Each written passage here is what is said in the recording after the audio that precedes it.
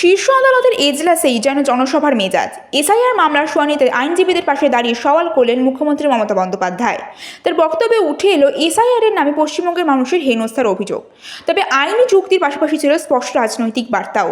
প্রশ্ন উঠছে, সুপ্রিম কোর্টের মঞ্চ কি রাজনৈতিক বক্তব্যের ক্ষেত্র হয়ে উঠল, নাকি ভোটের আগে এসআইআর ইস্যুতে লড়াইকে আরও ধারালো করতে এই কৌশল?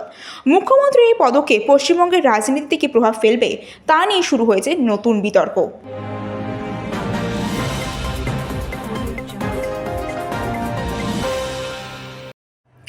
হোয়াটসঅ্যাপের প্রাইভেসি পলিসি নিয়ে বড় মন্তব্য সুপ্রিম কোর্টের।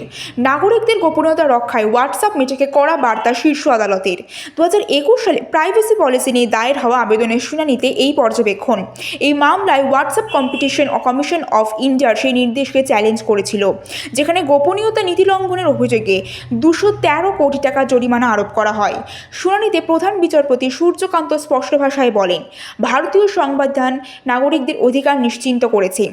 আপনি যদি আমাদের সংবিধান মানতে না পারেন তাহলে ভারত ছেড়ে চলে যান।